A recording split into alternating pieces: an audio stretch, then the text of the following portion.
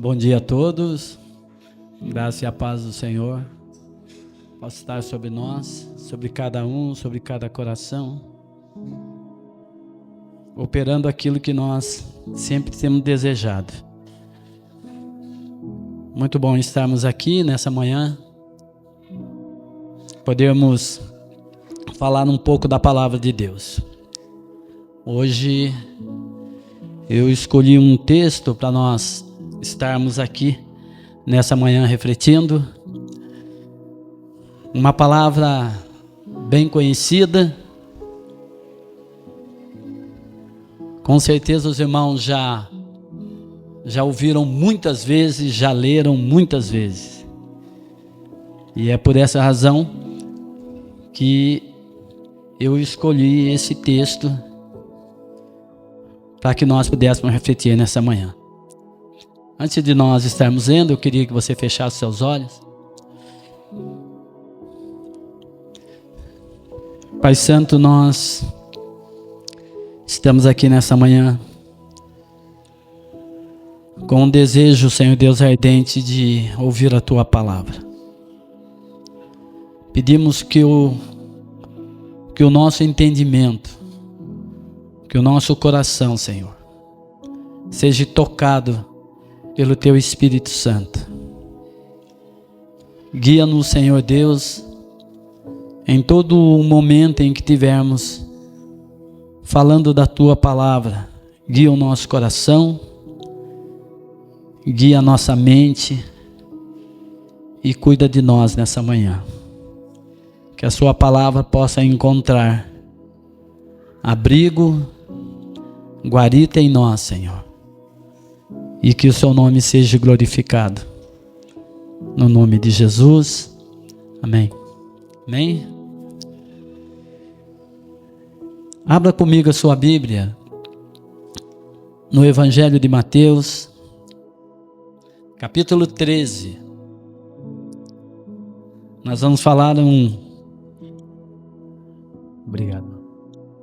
Vamos falar aqui sobre uma palavra bem conhecida, né? Tão conhecida. E que traz uma riqueza enorme. É a parábola do semeador.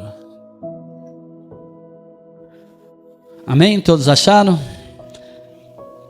Tendo Jesus saído de casa naquele dia, estava sentado junto ao mar, e ajuntou-se muita gente ao pé dele, de sorte que, entrando num barco, se assentou, e toda a multidão estava em pé na praia, e falou-lhe muitas coisas por parábolas, dizendo: eis que o semeador saiu a semear, e quando semeava, uma parte da semente caiu ao pé do caminho, e vieram as aves e comeram-na. Outra parte caiu em pedregais, onde não havia terra suficiente, e logo nasceu, porque não tinha terra funda. Mas vindo o sol, queimou-se e secou, porque não tinha raiz. Outra parte caiu entre espinhos, e os espinhos cresceram e sufocaram-na. E outra caiu em uma boa terra, deu fruto, um a 100, outro a 60 e o outro a 30. Quem tem ouvidos para ouvir, ouça. Amém? Só até aqui, só. Nesses dias, eu tenho meditado muito nessa questão de vermos a igreja de uma certa forma em movimento e quando eu falo de igreja, não estou falando somente dessa casa em que nós vivemos, mas nós podemos perceber que há um movimento enorme, crescente, em nosso país principalmente, e isso já vem há décadas. O Brasil vem crescendo de forma assustadora o número de pessoas que se denominam cristãs. E isso é muito bom. Por um lado, porque nós sabemos que a palavra tem sido anunciada. Então, o número de cristãos que hoje nós podemos, nessas décadas, analisar hoje, existe um percentual bastante elevado. Até um tempo atrás, alguns anos atrás, o percentual era de 40 milhões de pessoas que professavam o nome de Jesus. Hoje, com certeza, deve ser um pouco mais. Muitos ministérios sendo abertos. E nesse dia eu tenho pensado sobre aquilo que nós temos ouvido nesses dias, pregações que nós temos ouvido aqui nesse lugar, algumas coisas que temos lido, algumas coisas que temos ouvido pelas redes sociais, sobre o tempo em que nós temos vivido. Na carta de 2 Timóteo, no capítulo 3, o apóstolo Paulo escreve para Timóteo dizendo que, preparando Timóteo para o seu ministério, e ele dizia a Timóteo que haveria um tempo em que nós viveríamos dias difíceis, dias trabalhosos, e que era para ele ficar precavido em relação a isso. E quando nós percebemos que esses dias, obviamente que Timóteo deve ter vivido nos seus desafios, no seu tempo, e hoje nós temos vivido esses dias difíceis. E como entender esse, vamos dizer, esse progresso da palavra de Deus? E eu poderia definir aqui que hoje os templos têm estado cheios de pessoas vazias. Igrejas cheias de pessoas vazias. Mas o que tem acontecido? Esse 2 Timóteo, esse capítulo de 2 Timóteo, que nós vamos ler agora, vai explicar alguma coisa para nós. 2 Timóteo, se você quiser abrir comigo, pode abrir. 2 Timóteo, no capítulo 3. Diz assim: sabe, porém, isto, que nos últimos dias sobrevirão tempos trabalhosos, porque haverá homens amantes de si mesmo, avarentos, presunçosos, soberbos, blasfemos, desobedientes a pais e mães, ingratos, profanos, sem afeto natural, irreconciliáveis, caluniadores, incontinentes, cruéis, sem amor para com os bons, traidores, obstinados, orgulhosos, mais amigos dos deleites do que amigos de Deus, tendo a aparência de piedade, mas negando a eficácia dela. Destes afasta-te. Deste afasta-te. E eu vejo que esse tempo trabalhoso que nós temos vivido, alguma coisa o Senhor quer nos dizer nesses dias de hoje. Falamos bastante sobre um avivamento que desejamos e que esse avivamento em breve irá acontecer. Que Deus nos ajude para que eu e você possa fazer parte desse mover de Deus. Há 40 anos atrás, e isso agora são dados específicos e hoje muitos testificam que o Brasil teve vários avivamentos, muitos avivamentos. Entre os mais significativos, Mas nós, há 40 anos atrás, nós, alguns daqui, nós fizemos parte de um avivamento. Nós fomos frutos de um avivamento. Você que aqui está hoje, você é fruto de um avivamento que houve. Aproximadamente 1983, 84, 85. E esse avivamento visitou muitos ministérios, muitas igrejas, começando desde as igrejas históricas, igrejas tradicionais, principalmente a Igreja Católica, onde o mover de Deus naquele lugar nós somos atraídos pelo desejo de aprender mais do Evangelho. Amém? Foi algo notório nesses dias. Muita coisa aconteceu nesse mover. Mas as coisas mais específicas que nós podemos dizer foi justamente o desejo de entender o Evangelho. Fomos atraídos pelo Evangelho, pela palavra do Senhor. De imediato nós nos apaixonamos pelo Evangelho, pela mensagem do reino de Deus. Uma mensagem simples, como hoje nós estamos lendo nessa manhã. Uma mensagem que arrebatou o nosso coração. E nós queríamos entender.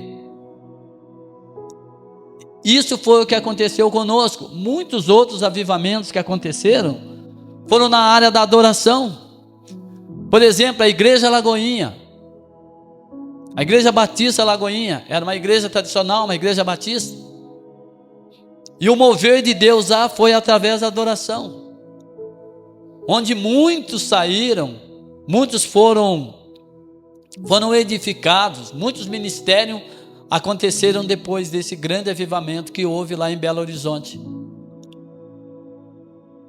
Em outros lugares foi a ministração da palavra.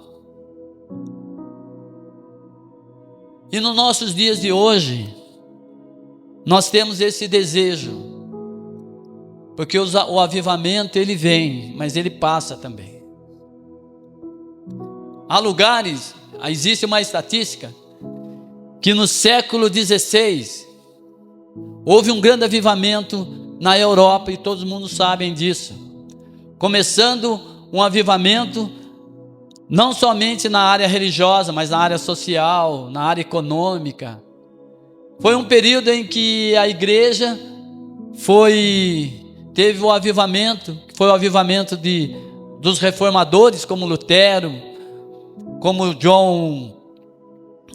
Lutero, Calvino, John Hus, Zwingli, foram os grandes reformadores que trouxeram uma reforma na igreja, que nós chamamos como reforma religiosa.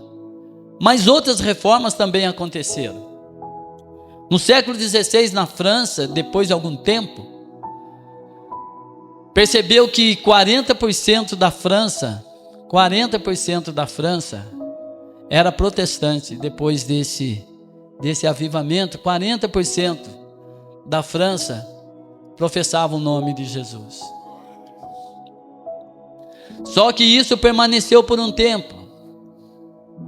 Hoje foram feito uma pesquisa, apenas 2% da França professa o nome do Senhor. Então nós entendemos que o avivamento, ele, ao mesmo tempo que ele precede algo, obviamente ele tem o seu auge e depois ele cai. E conosco foi assim também. O avivamento que chegou até nós moveu principalmente na nossa região. Nós lembramos aqui, não precisa dizer muita coisa, mas se você buscar isso aí de forma histórica, talvez você não encontre dados, mas você vai encontrar pessoas testemunhando sobre isso.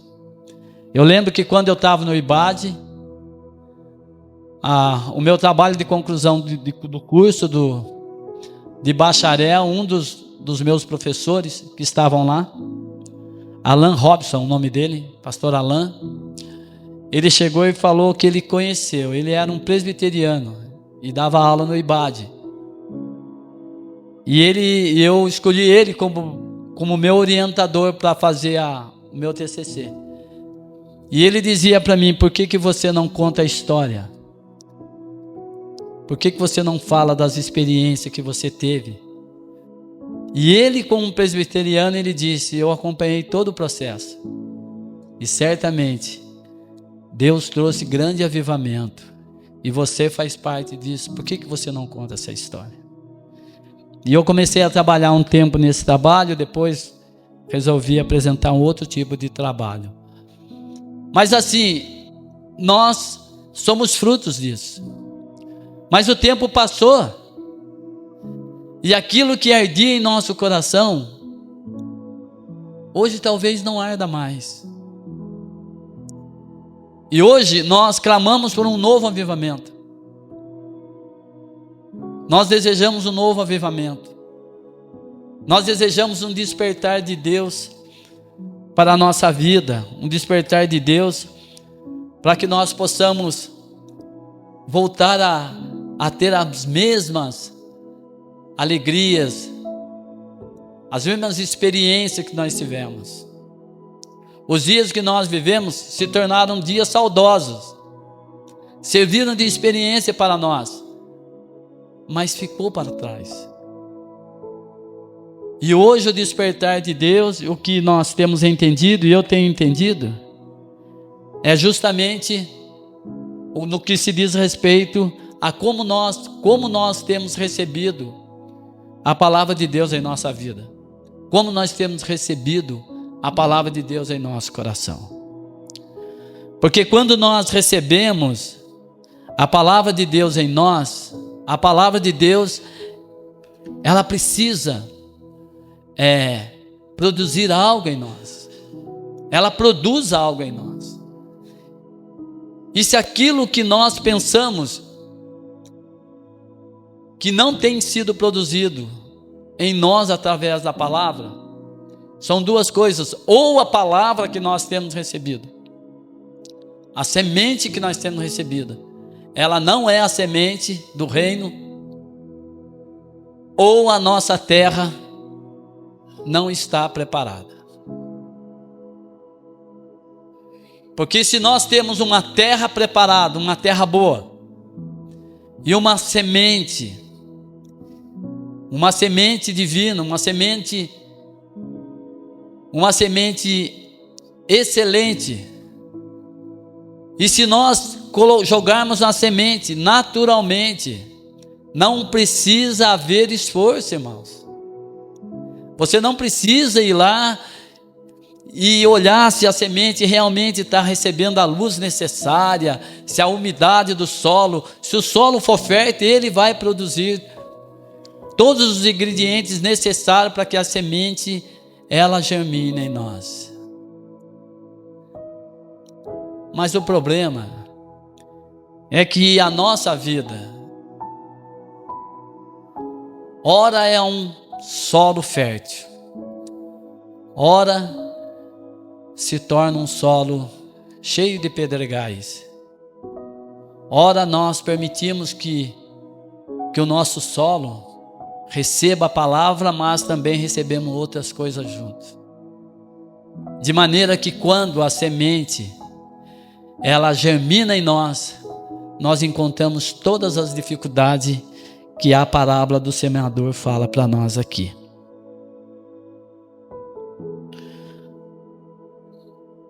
O nosso coração muitas vezes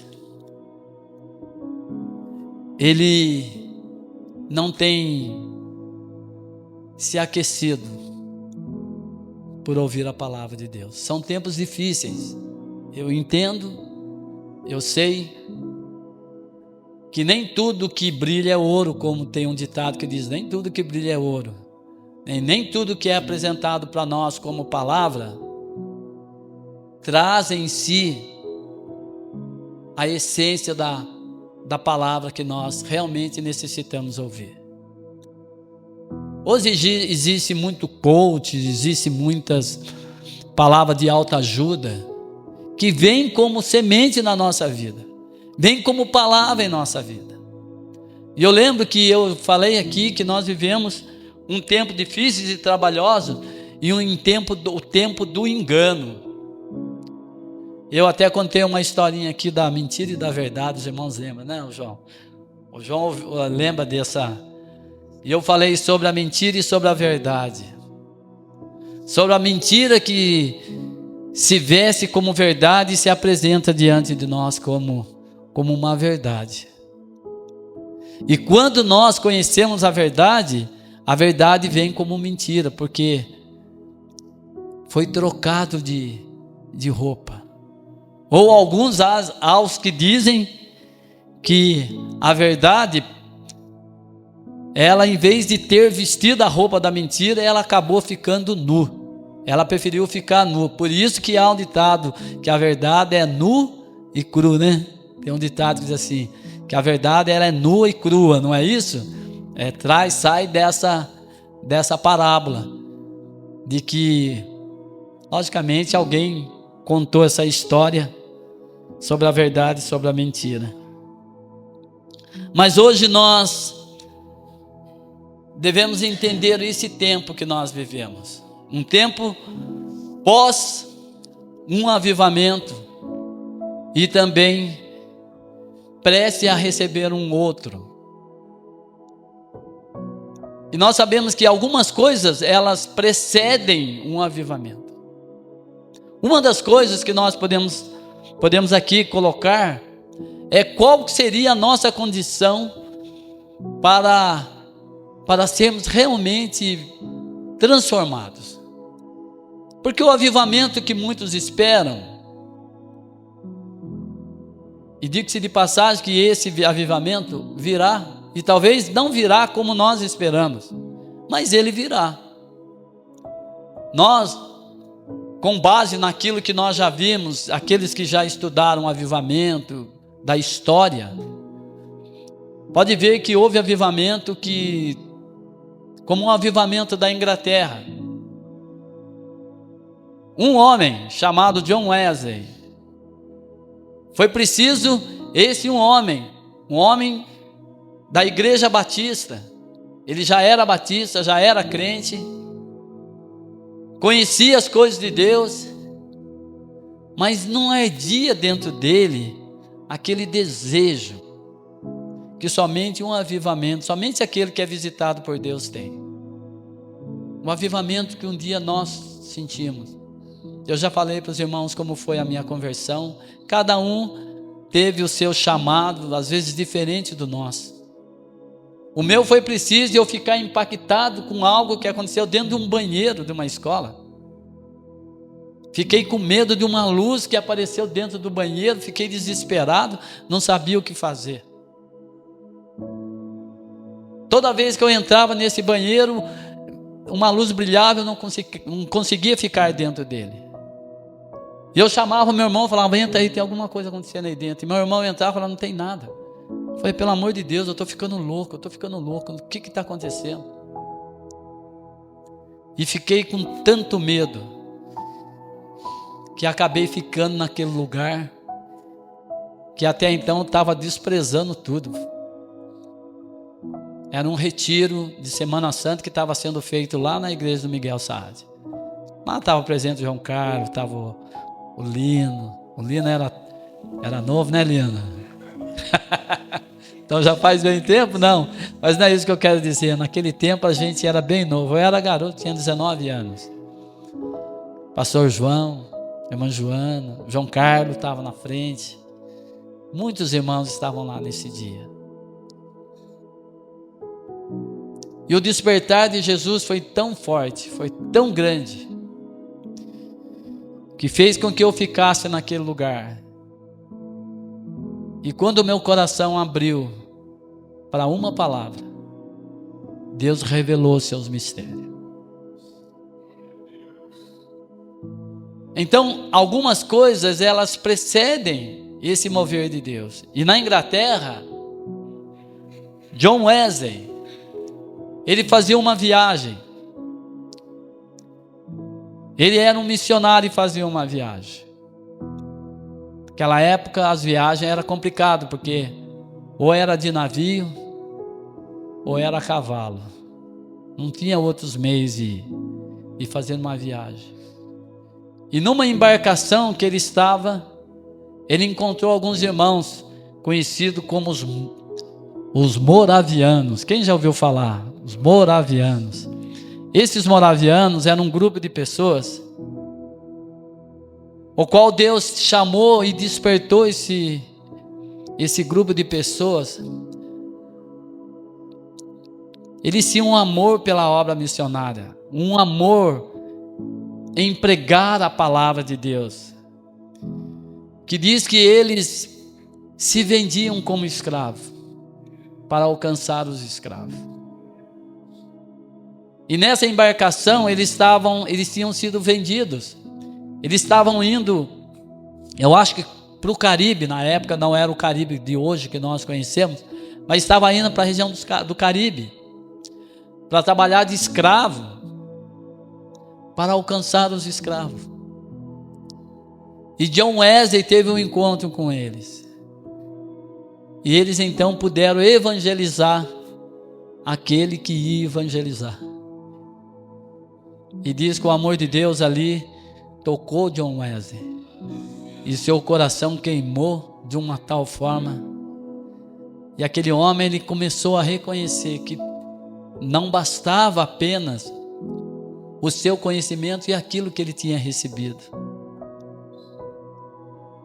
E a vida de John Wesley mudou totalmente a partir daquela data. E ele então retorna para a Inglaterra e se prontifica a evangelizar a Inglaterra, que já era evangelizada, que já era protestante. Por isso que John Wesley é chamado e conhecido como um dos grandes avivalistas. Mas a mensagem que John Wesley falava tinha um fundamento. Ele não simplesmente pregava, mas ele tinha um fundamento do seu ministério, daquilo que era para fazer, chamado oração. Tudo que John Wesley fazia, ele fazia, mas colocava como base a oração. E diz que começou esse trabalho, esse ministério com John Wesley, ele intercedendo e orando pela salvação da Inglaterra. Ele morreu e deixou legado, e eles continuaram. Num período de 100 anos, toda a Inglaterra tinha conhecido o avivamento de Deus. Então algumas coisas precedem um avivamento que nós esperamos. Se nós formos ver lá em 2 Crônica 7,14, nós vamos ver que ali naquele lugar houve uma visitação de Deus. Logo que Salomão consagrou aquele templo ao Senhor, diz que Deus visitou aquele lugar. Deus, ele visitou aquele lugar. E avivamento, nós podemos entender que é a visitação de Deus. Não é que Deus não está aqui, irmãos. Deus está aqui. Mas a visitação de Deus que nós falamos é o mover de Deus. É Deus se movendo. É Deus fazendo algo sobrenatural através da sua vida e através da minha vida.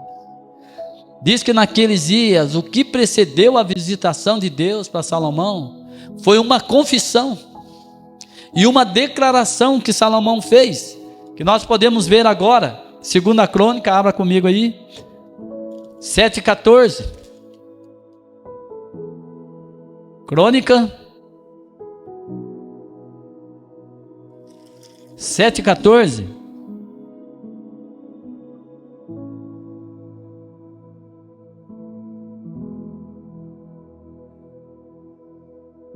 Amém? Diz assim: e se o meu povo, que se chama pelo meu nome, se humilhar,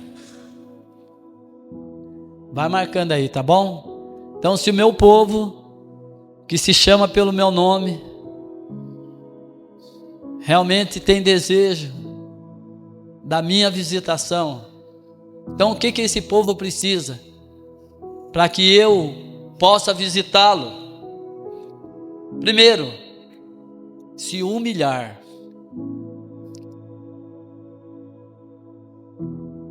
Orar. Buscar a minha face e se converter dos seus maus caminhos. Então ouvirei dos céus, perdoarei os seus pecados e sararei a sua terra.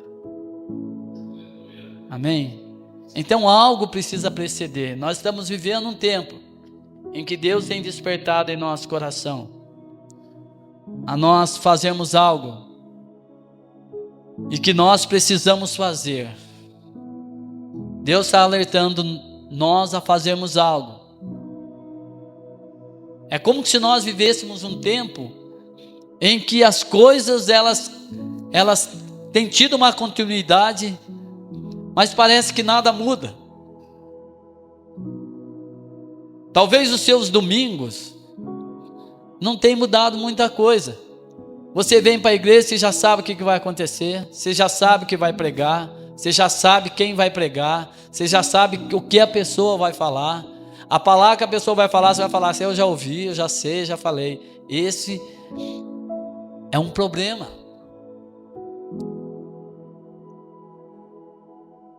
Porque quando Jesus proferiu essa parábola do semeador, Jesus falou isso para a casa de Israel, uma nação chamada pelo nome do Senhor. Diz Jesus que quando ele pregava, aquelas multidões conheciam a lei de Moisés, conheciam o Senhor. E Jesus ele usa de palavras tão simples. Porque se nós formos ver a parábola, não estou falando dessa parábola, mas a linguagem de parábola, nada mais é do que alguém usar exemplos do cotidiano, coisas simples, para explicar algo divino. Jesus usou a parábola do semeador para explicar como que funciona o processo do reino de Deus, como que isso acontece. Numa linguagem onde existe sempre um início das coisas, e tudo começa pela semente. Hoje talvez nós possamos achar, ou podemos achar, que nós caminhamos, e realmente caminhamos. Se formos compararmos desde os dias em que nós nos convertemos até agora, quanta coisa nós aprendemos, quantas palavras nós ouvimos, e de repente nós podemos achar que nós estamos bem avançados já, e bem perto do reino de Deus.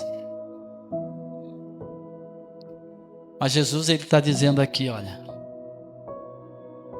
que a semente, para nós sabermos se realmente nós estamos no caminho certo, você não precisa olhar a semente, mas você precisa olhar o fruto que a semente tem produzido em você.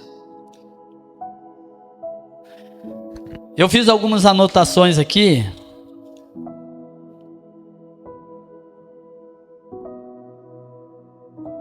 Diz assim que Jesus, os discípulos, após ele ter falado essa parábola, os discípulos perguntaram para Jesus: por que o Senhor fala por parábolas? Por que o Senhor não há um discurso aberto? Por que o Senhor não fala das coisas como elas são? E Jesus então ele explica que, olha, aos de fora se fala por parábola, mas aos de dentro, a vocês, as parábolas que eu falo, elas têm um entendimento, porque a vocês é dado, no momento em que vocês recebem, já é dado revelar os mistérios do reino de Deus. Então existe uma forma de nós recebermos aquilo que nos é transmitido. E o que Jesus quer dizer é que quando nós ouvimos de bom grado, quando nós abrimos o nosso coração, quando nós recebemos aquilo que alguém fala, quando a palavra de Deus é mencionada, a palavra de Deus ela pode ser anunciada em forma de pregação, a palavra de Deus pode ser anunciada, e quando nós ouvimos, e ouvimos de bom grado, ouvimos não com os nossos ouvidos, mas ouvimos com o nosso coração. Qual a diferença de ouvirmos com os ouvidos e com o coração? Quando nós ouvimos apenas com os ouvidos, tudo aquilo que nós conseguimos captar, tudo aquilo que nós conseguimos entender, fica simplesmente na área do nosso entendimento. E por um tempo fica e depois vai embora e não produz nada. Porque o nosso coração cria-se um bloqueio. Eu já sei, essa palavra eu já ouvi, outra vez essa mensagem. Quem já não sabe, está repetindo as coisas que já foi falado. Quando você resiste àquilo que você está ouvindo e reage dessa forma, como quem diz, essa palavra seria bom se aquele outro tivesse aqui, porque aquela palavra seria ideal para ele. Não é assim? Você está criando um bloqueio. Ou quando você lê, quando você sente um desejo de ler a palavra de Deus, aí você abre a palavra e você lê, você fala, mas isso aqui eu já li, isso aqui não interessa. Isso daqui eu acho que não é para mim. Você não se prende àquilo. E muitas vezes Deus, Ele quer falar com você de uma forma simples, mas é preciso que você esteja atento àquilo que está sendo falado ao seu redor. Eu não sei os irmãos, mas cada um às vezes tem algum hábitos. E eu entendi, custou para mim entender, mas eu entendi que às vezes é nas coisas comuns e no cotidiano da nossa vida que Deus desperta o coração da gente para a gente entender que Ele quer falar alguma coisa. Eu já entendi isso na minha vida. Então, por exemplo, em casa acontecem algumas coisas que é o normal acontecer, e às vezes eu percebo, falo, pera um pouquinho. Daí quando você fala, não, pera um pouquinho, que coisa estranha. Daí quando você para, você percebe, não, eu acho que é Deus querendo falar alguma coisa. Eu já dei um exemplo para os irmãos aqui, que eu ia pregar aqui e estava buscando uma palavra para que eu falasse. E normalmente quem prega, quem gosta de pregar, às vezes tem até um esboço. Quem já viu pregadores que faz um caderno de anotação, daí é convidado a pregar e falar, bom, hoje então deixa eu ver meu caderno aqui, bom, vou pregar essa mensagem. E Deus muitas vezes usa, nada contra quem faz isso. Mas eu não tenho esse hábito, pelo contrário. Tudo que eu anoto e falo, sai daqui, eu jogo fora, eu não guardo nada. E se eu precisar repetir essa mensagem, eu posso até repetir, porque está no meu coração, mas muitas vezes o entendimento que Deus vai me dar vai ser outro também. Então isso é uma coisa bem natural. E eu lembro que era para mim trazendo uma palavra para cá, e eu não fiquei a semana toda pensando e não achava algo, porque as coisas às vezes a gente tem que entender que você não pode trazer alguma coisa simplesmente pegar as coisas e falar, vamos lá, vamos pregar esse assunto aqui, porque ou ir lá na internet, o que será que eu vou falar? Vamos ver o que todo mundo está falando. Não é isso, gente. Mas primeiro tem que passar pelo crivo da sua vida, do seu entendimento, do seu coração, das suas experiências. A palavra de Deus tem que fazer parte da nossa vida. E quando nós anunciamos, ela tem que fazer parte. Tem que fazer parte da sua vida, da sua reflexão, das suas experiências com Deus.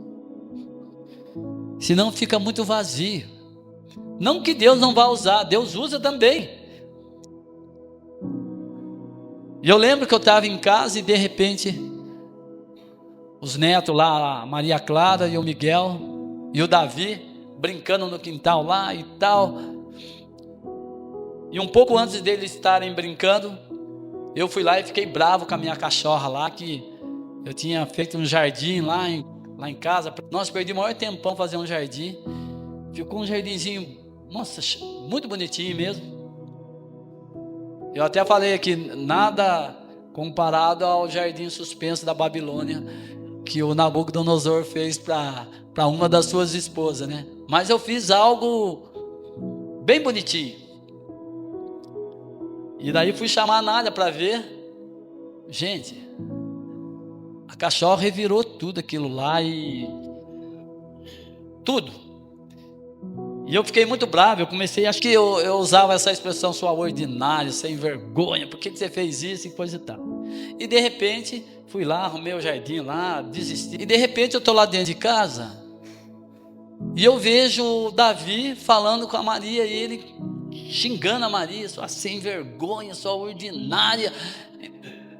Eu falei, ô Davi, o que é isso? O que é isso aí? Ele falou, o senhor estava falando para a cachorra. Daí eu entendi. Daí na hora, irmãos, na hora Deus falou, filho vê, filho faz. Na hora eu entendi que Deus queria falar sobre essa expressão de filho. Então algumas coisas nós precisamos, porque Deus fala em sua palavra. Mas se você tiver uma intimidade com Deus, e se o seu dia for ocupado pelas coisas de Deus, porque o que deveria ser, eu acredito que é isso, porque Jesus ele diz que nós devemos buscar o reino dos céus em primeiro lugar. Então todas as nossas ocupações durante o dia, ela tem que ser voltada para o reino de Deus. Começando o dia, a nossa mente tem que estar ocupada com as coisas de Deus. E durante o dia, as coisas têm que ser ocupadas pelas coisas de Deus. Você vai viver a sua vida naturalmente. Você vai ter os seus afazeres, vai desenvolver o seu dia como qualquer outro dia, fazendo as suas atividades. Porém, a sua mente, ela está ligada com o reino de Deus. E dentro desse contexto, Deus desperta você a algo. Porque é um tipo de comunhão que nós precisamos aprender a ter com Deus. Porque nós entendemos que às vezes nós só vamos entender de Deus, só vamos falar de Deus, ou só vamos ouvir de Deus quando nós estamos na igreja. Só no domingo. Não, você tem todo dia, você tem toda a sua vida para ouvir de Deus. Amém? Então aqui, essa palavra do semeador, elas nos traz esse entendimento que, e nós sabemos, eu não vou aqui falar totalmente, toda a parábola, mas as coisas mais importantes que nós precisamos entender, que o nosso coração, ele precisa ser uma terra boa, e cuidar do solo é tarefa nossa. Você não precisa se preocupar com a semente, porque a semente é a palavra de Deus, mas o seu coração, que é a terra, que é o solo, você precisa. Amém? Então cuide da sua terra, faça com que a sua terra seja uma terra boa, que possa receber a palavra, e que a palavra, nós vivemos um tempo em que nós precisamos ouvir mais a palavra de Deus. Ouça a palavra de Deus, medite na palavra de Deus. Amém? Vamos nos colocar em pé, já deu meu tempo. Senhor Deus e Pai, nós queremos agradecer a Ti por essa manhã, por essa palavra. Que essa palavra, Senhor, possa trazer, Senhor, germinação no coração de todos aqueles que têm ouvido. E que o Senhor possa fazer, Senhor Deus, um milagre, não somente da germinação, mas do crescimento, e que o Senhor faça produzir fruto, e que esses frutos sejam permanentes para o louvor e glória do Teu santo nome. Amém.